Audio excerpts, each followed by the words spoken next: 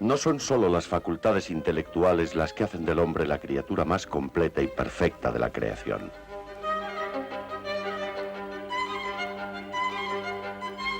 Su cuerpo es la máquina orgánica más adaptable y funcional de cuantas posee un ser vivo.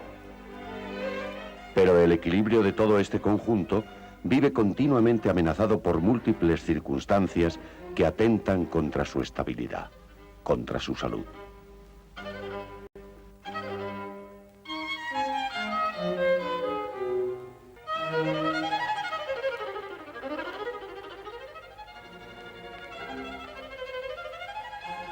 La historia de la lucha sin cuartel contra la enfermedad y el dolor es tan antigua como estos mismos. En ella se inscriben multitud de personajes y acontecimientos, algunos anecdóticos, otros enormemente profundos. En ocasiones el ingenio o la superstición, en otras la observación y la experimentación han llegado a constituir una de las más nobles disciplinas del saber humano: la medicina.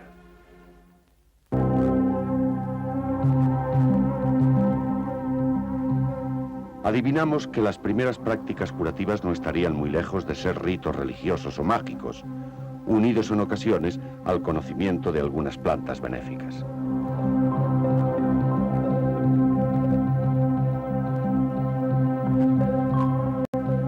El papiro Ebers, escrito en Egipto hacia el 1500 a.C., es uno de los más antiguos documentos médicos que han llegado hasta nosotros. Contiene instrucciones para tratar todas las enfermedades conocidas en aquellos momentos, desde el dolor de cabeza hasta la mordedura del cocodrilo. Esta medicina venía de siglos anteriores. Imhotep, político y arquitecto que diseñó la pirámide escalonada de Saqqara, fue además un gran médico del año 3000 a.C. Sus conocimientos debieron ser tan importantes para sus conciudadanos que le valieron ser considerado el dios de la medicina en Egipto durante siglos. En la antigua Grecia, el dios de la medicina fue Esculapio, muy probablemente también un antiguo médico de carne y hueso, cuyos discípulos practicaron la medicina sagrada en los templos. No sabemos mucho de los sistemas de curación empleados, pero sí han pervivido los ecos que indican el gran impacto que tuvo aquella medicina divina.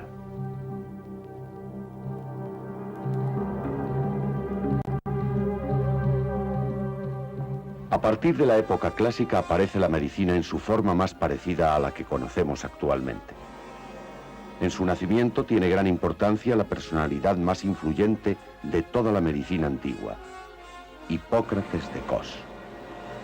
Hipócrates rompe con la medicina sacerdotal, insistiendo en que la enfermedad tiene causas naturales y que, por tanto, naturales deben ser también los tratamientos a emplear. Salud equivale a equilibrio, según Hipócrates. Equilibrio de los 4 humores o sustancias fundamentales que contiene el cuerpo humano.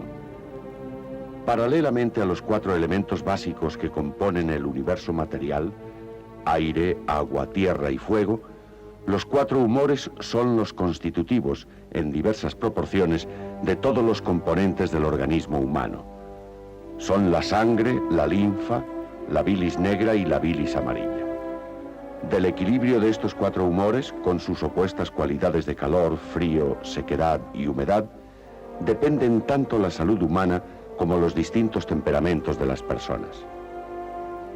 La tarea del médico reside, por tanto, en prevenir estos desequilibrios de sustancias y, si se producen, tratará de restaurar la proporción adecuada de cada una de ellas. El sistema hipocrático ha dejado profunda huella en la historia de la medicina. Su fundador fue llamado durante siglos padre de la medicina y ha sido considerado siempre un modelo de entrega desinteresada a la profesión. Roma disponía de avanzados procedimientos para proteger la salud pública, como suministro de agua, alcantarillado, etc., pero no disponía de una medicina tan avanzada como la griega. En realidad, desconfiaban de ella, y no fue hasta que Julio César permitió obtener la ciudadanía romana a los médicos griegos que estos pudieron ejercer su profesión en el imperio. El mayor de estos médicos griegos instalados en Roma fue Galeno, suprema autoridad médica hasta hace muy pocos siglos. Fue médico de 3 emperadores y escribió más de 500 obras. Su mayor arma fue la práctica de los estudios anatómicos, aunque por razones culturales de la época tuviera que hacer sus disecciones sobre cerdos y monos. Su autoridad fue tal que sus errores, que también los tuvo, impidieron el progreso de algunos aspectos de la medicina durante siglos.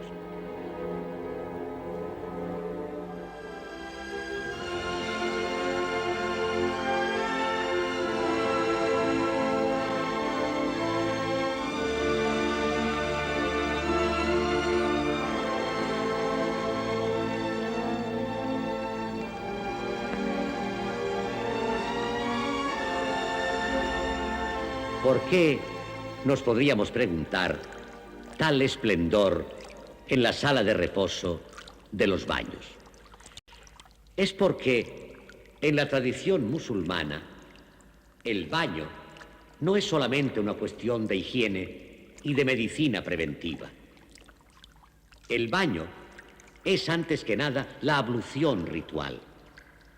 El musulmán solo puede orar ante Dios en una pureza absoluta de cuerpo y de alma. Y es esta meditación a la que nos induce esta sala de reposo. Nada nos puede introducir mejor a la presencia de Dios que la belleza y el esplendor de este arte que expresa al Dios invisible, Dios trascendente. La doctrina básica del Islam es el Tauhid, que resalta la unidad fundamental entre todas las cosas existentes. La disparidad, la multiplicidad que se aprecia al mirar en torno nuestro, no hace referencia más que al mundo de las apariencias, porque, intrínsecamente, todas las cosas que se ven no son más que las partes interdependientes de un gigantesco todo, el macrocosmos.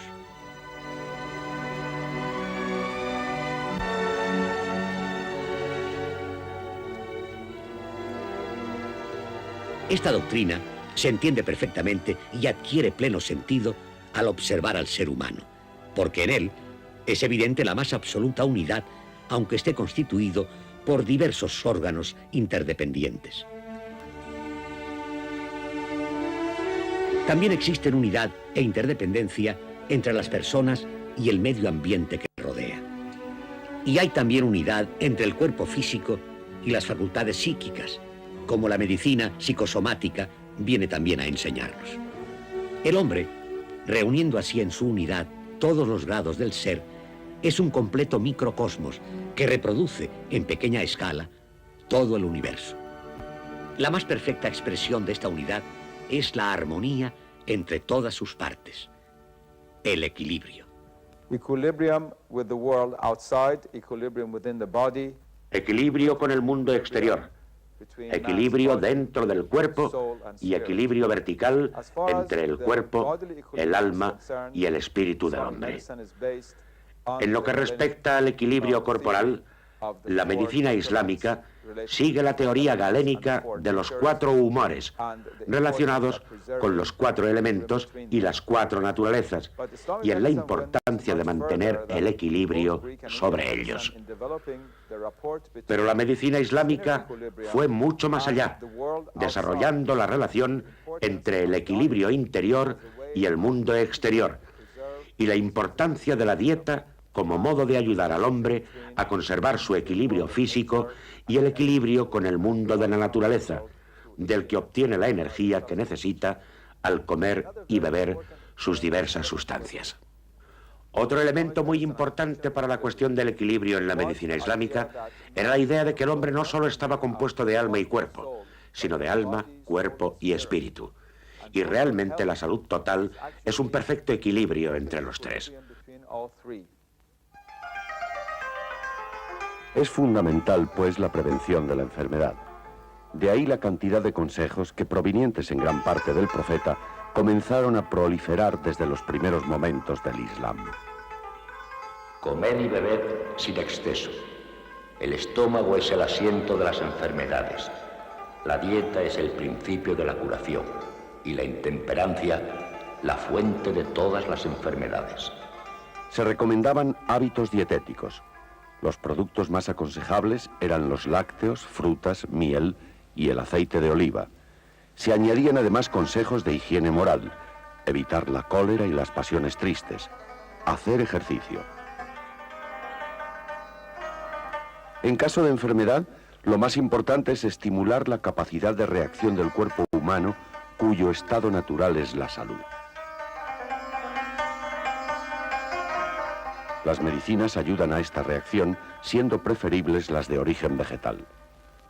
El uso de los fármacos en la medicina islámica se basa en una larga experiencia y observación.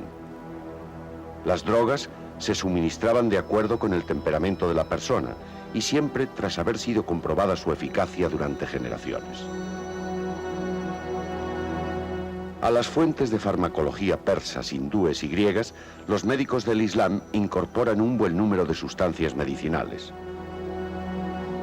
El célebre Ibn al-Baitar de Málaga en el siglo XIII dejó descritas en su Suma de Simples más de 1400 sustancias. Se llamaban simples a los medicamentos que constaban de una sola sustancia.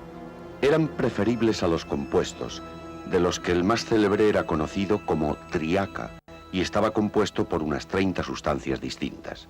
Solo se acudía a la triaca si había que salvar a cualquier precio a un rey, personaje importante, o a un enfermo gravísimo. No doy prioridad ni a los antiguos por su antigüedad, ni a los modernos por el hecho de serlo. Me apoyo en la experiencia y la observación. Solamente doy los remedios que tienen una eficacia constatada y probada por la experiencia. Estos remedios eran usualmente expendidos y preparados en farmacias normalmente anexas a los principales hospitales. Los precios habían de ser razonables y el farmacéutico no debía enriquecerse.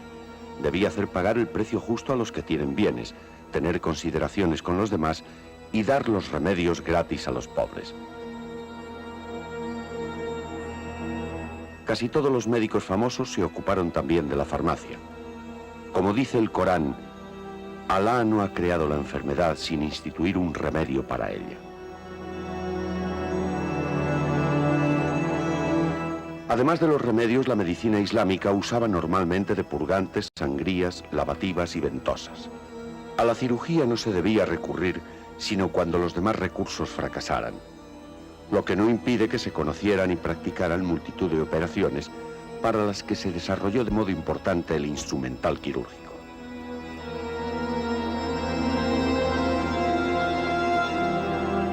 Profundizaron en los tratamientos de oftalmología y odontología. Fueron además expertos en el uso de la cauterización y en el arreglo de roturas y dislocaciones. Los cirujanos árabes practicaban la anestesia con jugo de hashish. En Europa, por medio de inhalaciones de gas, no se descubre la anestesia hasta 1844.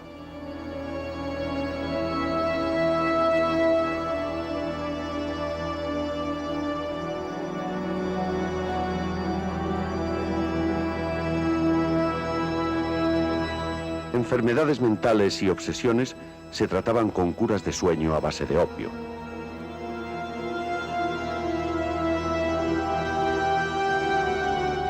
El café era usado como estimulante cardíaco.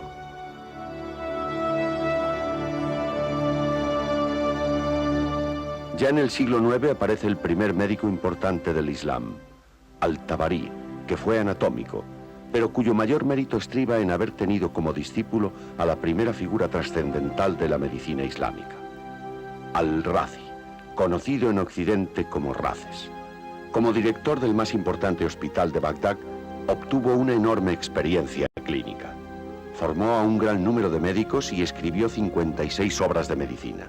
La más importante de estas fue la Gran Enciclopedia Médica. Su tratado sobre la viruela y la rubeola conoció más de 40 ediciones desde 1498 hasta 1866, y su libro de la peste, sobre las enfermedades infecciosas, se tradujo por última vez en Venecia a fines del siglo XV.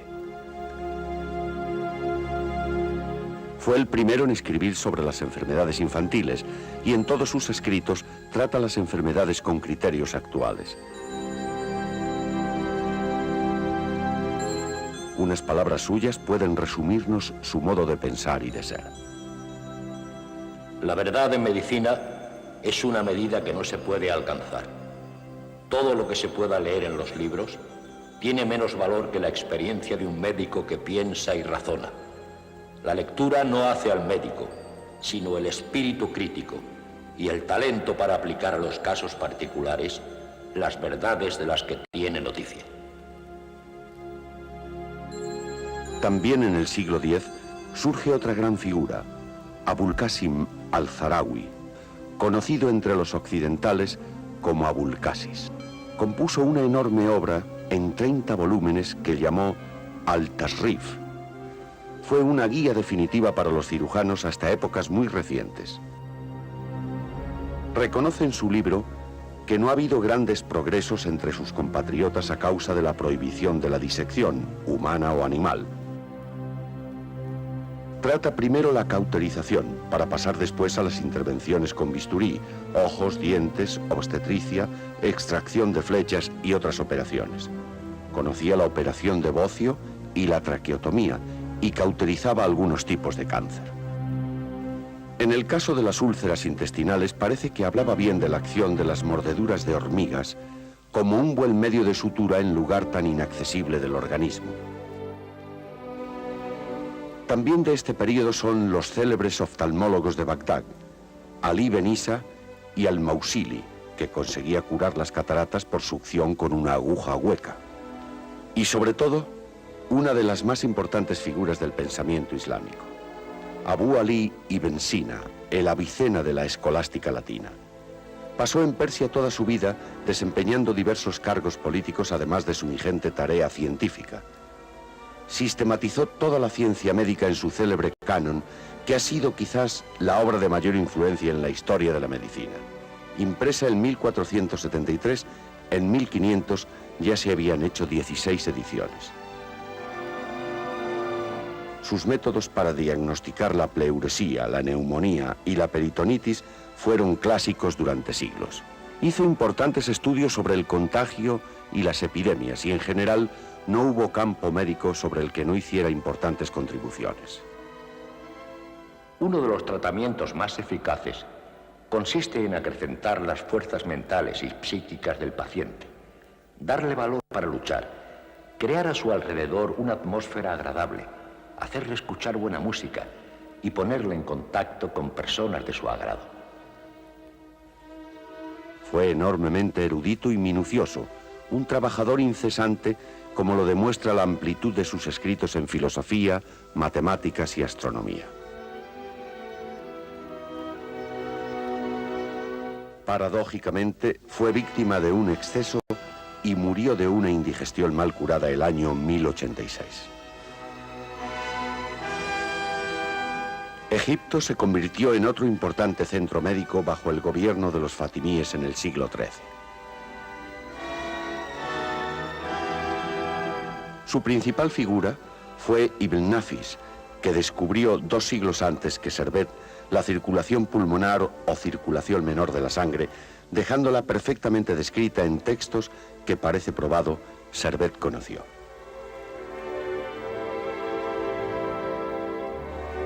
Su discípulo, Ibn al-Kufi, señaló la existencia de los capilares sanguíneos antes que pudieran ser observados al microscopio, invento muy posterior a su época.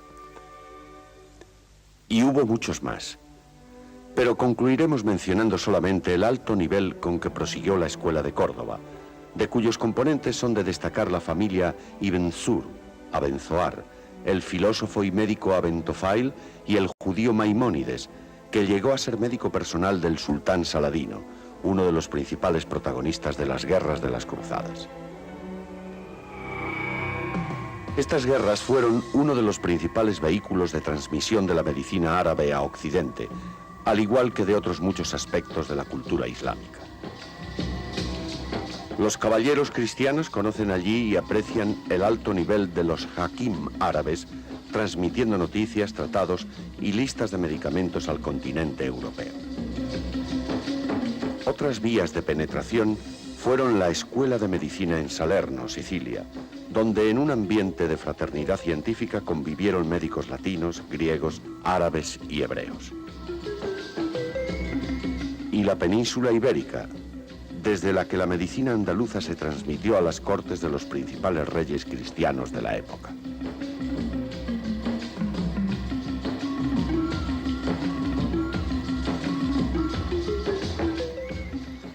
En un principio, tanto los unos como los otros creyeron que iban a ser vencedores en este enfrentamiento. Las primeras batallas, las primeras guerras las ganaron los musulmanes.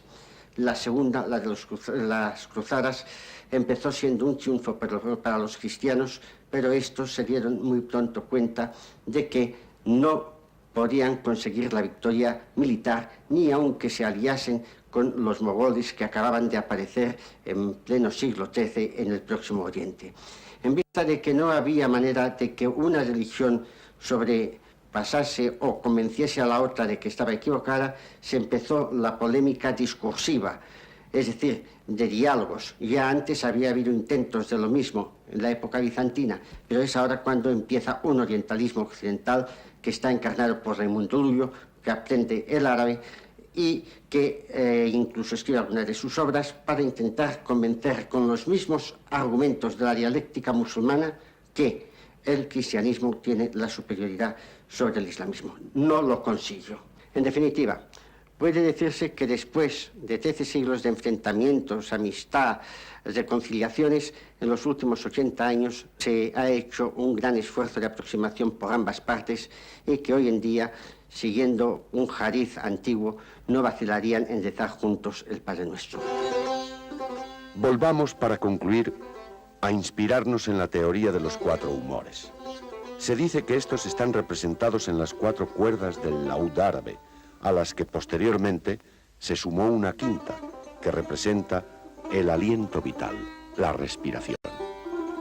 Las facultades anímicas de la persona pueden, en función de los 4 elementos, tender hacia la expansión, esto es, a la alegría y el placer, o hacia la contracción, el miedo y la angustia.